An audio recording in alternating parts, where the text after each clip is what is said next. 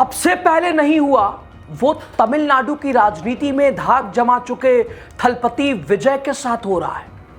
जनता ने उन्हें स्वीकारा है, बड़ी पार्टियों से ऊपर उनकी पार्टी को रखा है। इसके बावजूद भी विजय के साथ खेल करने का प्रयास हो रहा है। बैक टू बैक विजय के साथ जो हो रहा है उससे तो ऐसा ही लगता है। तो ऐसे में सवाल है कि सिल्वर स्क्रीन पर स्टार सियासी जमीन पर अपने खलनायकों को किस तरह से जवाब देंगे, आपको बताएंगे। स्वागत है आपका द राजनीति का खास सेगमेंट आप देख रहे हैं, मैं हूं यासूब रजा। दोस्तों, थलपति विजय के पास तमिलनाडु की सियासत में जनता की स्वीकार्यता है। उनकी पार्टी टीवीके इस विधानसभा चुनाव में सबसे बड़ी पार्टी बनकर उभरी है। उन्हें कांग्रेस समेत छोटे दलों का समर्थन प्राप्त है। इसके बावजूद तमिलनाडु के राज्यपाल कहते हैं पहले विधायकों के लिखित तौर पर साइन लेकर आओ। बताइए, सबसे बड़ा वोट बैंक जुटाने वाला थलपति विजय बहुमत से चंद कदम दूर रह गए और इसी दूरी के जरिए उन्हें सत्ता पर काबिज होने से रोकने का प्रयास शुरू हो गया है। अब दोस्तों, ऐसे में सवाल कि बीजेपी के ऑफर को न स्वीकार करना क्या विजय थलपति को भारी पड़ रहा है? दोस्तों, टीवीके प्रमुख थलपति विजय ने राज्यपाल से मुलाकात कर सरकार बनाने का दावा पेश किया था, लेकिन राज्यपाल ने उनसे 118 विधायकों के समर्थन के हस्ताक्षर लाने को कहा है। इसे लेकर विजय ने कहा कि राज्यपाल की ओर से अभी भी ग्रीन सिग्नल नहीं मिला है। असल में विजय पहले भी राज्यपाल से मुलाकात कर चुके हैं, तब भी बहुमत न होने से विजय को गवर्नर ने लौटा दिया था।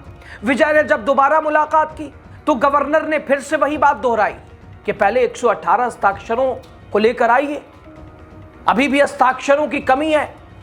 आप साबित कीजिए कि टीवीके के पास स्पष्ट बहुमत है, तभी शपथ ग्रहण हो सकेगा। अब राज्यपाल के इस फैसले को जस्टिफाई करने का प्रयास भी हो रहा है।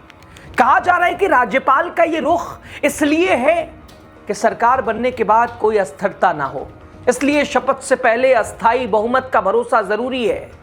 बताइए दोस्तों, सबसे बड़ी पार्टी है थलपति विजय की टीवीके। इसके तहत उन्हें सरकार बनाने का ऑफर राज्यपाल की ओर से मिलना चाहिए। ऐसा कई बार हुआ है, लेकिन राज्यपाल राज्य में स्थिरता देख रहे हैं।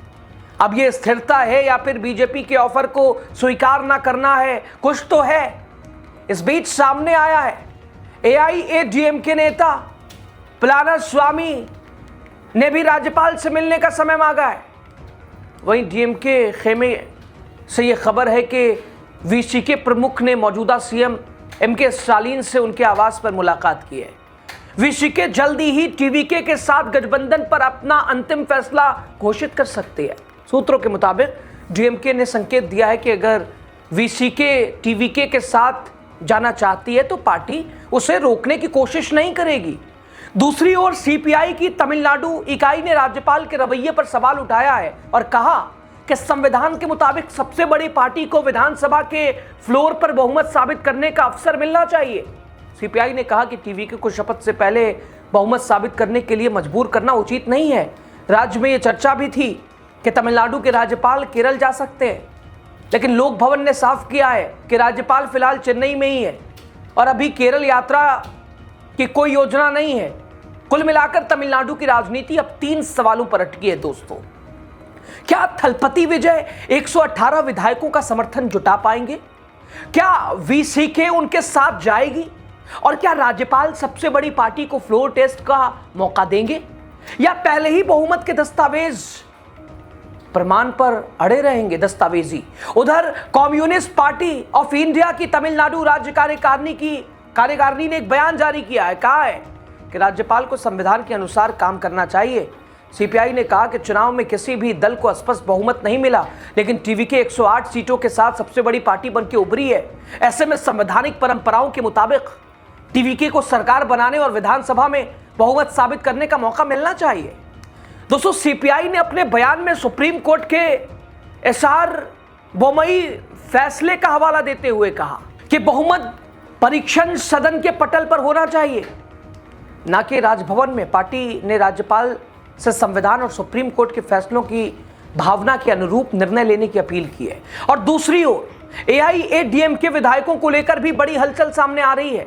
सूत्रों के मुताबिक पंडुचेरी में ठहरे एआईएडीएमके विधायकों के कैंप को संभालने में एलजेके के महासचिव सुरेश अहम भूमिका निभा रहे हैं। बताया जा रहा है कि AIADMK के विधायक लगातार आगे की रणनीति पर चर्चा कर रहे हैं। उन्हें फिलहाल कुछ दिनों तक इंतजार करने को कहा गया है। सूत्रों का दावा है कि कुछ AIADMK के विधायक TVK के साथ जाने की स्थिति में उप मुख्यमंत्री पद और कैबिनेट में हिस्सेदारी चाहते थे, लेकिन EPS इसके पक्ष में नहीं थे। इसके बाद अब कुछ विधायक DMK के साथ संभावनाएं तलाशने में जुटे हैं। दोस्तों, तमिलनाडु की राजनीति में इस वक्त जो कुछ हो रहा है वो सिर्फ सरकार गठन की कहानी नहीं है, ये जनता के जनादेश बनाम सत्ता के गलियारों की लड़ाई बनती जा रही है।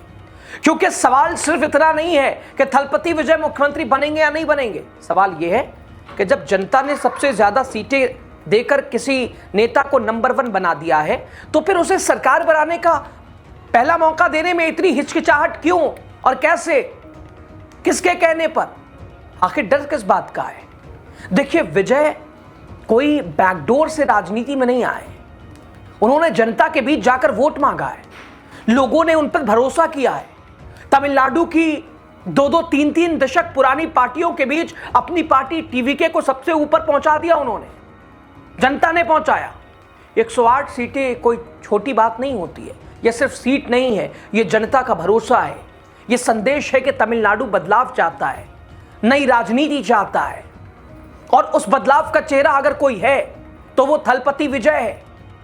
कल तक जो अभिनेता था वो नेता लोगों के दिलों में जगह बना रहा है, लेकिन हैरानी देखिए, जनता ने रास्ता साफ किया, फिर भी राजभवन की तरफ से रास्ता रोका जा रहा है, बार बार रोका जा रहा है। पहले 118 विधायकों के साइन लेकर आइए, पहले कागज दिखाइए, पहले नंबर साबित कीजिए। अरे भाई, संविधान किस लिए है? विधानसभा किस लिए है? फ्लोर टेस्ट किस लिए है? किस लिए होता है? अगर बहुमत का फैसला कागज देखकर ही करना है तो फिर सदन की जरूरत क्या है? और यही सवाल सीधे राज्यपाल पर उठने लगे हैं, क्योंकि देश के कई राज्यों में हमने देखा है, सबसे बड़ी पार्टी को बुलाया गया, शपथ दिलाई गई और फिर भी सदन में बहुमत साबित करने का मौका दिया गया। लेकिन जब बात थलपति विजय की आती है, तब अचानक नियमों की नई किताब खुल जाती है, तब स्थिरता की चिंता होने लगती है, तब दस्तावेजों को मांगना शुरू कर दिया जाता है। आखिर क्यों? राजनीति में सब जानते हैं दोस्तों, विजय को पहले भी सत्ता के गलियारों से कई तरह के संकेत दिए गए थे, कई तरह के ऑफर की चर्चाएं थी, लेकिन विजय ने साफ कर दिया कि वो दिल्ली की स्क्रिप्ट पर नहीं, तमिलनाडु की जनता के स्क्रिप्ट पर राजनीति करेंगे। और शायद यही बात कुछ लोगों को चुभ रही है, क्योंकि जो नेता झुकने से इनकार कर दे, उसे रोकने के तरीके बदल जाते हैं, कभी दबाव से, कभी प्रक्रियाओं के नाम पर, कभी संवैधानिक औपचारिकताओं के नाम पर। लेकिन यहां शायद राजभवन और बीजेपी के रणनीतिकार एक बात भूल रहे हैं कि विजय सिर्फ एक नेता नहीं है, वो करोड़ों लोगों की भावना है।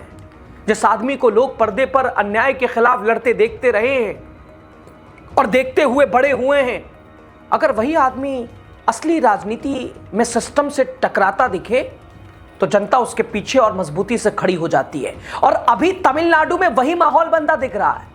CPI खुलकर कह रही है कि बहुमत राजभवन में नहीं, सदन में तय होना चाहिए। संवैधानिक परंपरा भी यही कहती है, सुप्रीम कोर्ट का SR बोम्मई फैसला भी यही कहता है। फिर भी आखिर थलपति विजय को फ्लोर टेस्ट का मौका देने में देरी क्यों? सवाल इसलिए भी दोस्तों बड़ा है क्योंकि जितनी देरी होगी उतनी ज्यादा जोड़ तोड़ की आशंका बढ़ेगी, उतनी ही ज्यादा विधायकों पर दबाव बढ़ेगा, उतनी ही ज्यादा पर्दे के पीछे राजनीति चलेगी।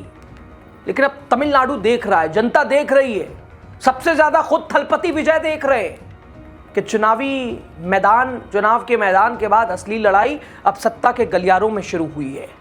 और अब देखना होगा कि सिल्वर स्क्रीन का ये हीरो राजनीति के अपने खलनायकों को जवाब सिर्फ बयान से देता है या फिर विधानसभा के फ्लोर पर ऐसा बहुमत दिखाता है कि राजभवन से लेकर दिल्ली तक सबको जनता के फैसलों के आगे झुकना पड़े। क्योंकि तमिलनाडु ने अपना फैसला सुना दिया है। सवाल सिर्फ इतना है, क्या सिस्टम उस फैसले का सम्मान करेगा या फिर जनता को अपना फैसला मनवाने के लिए एक और लड़ाई लड़नी पड़ेगी? आपकी जो भी राय होगी दोस्तों ओवरऑल खबर पे जरूर आप बताइएगा।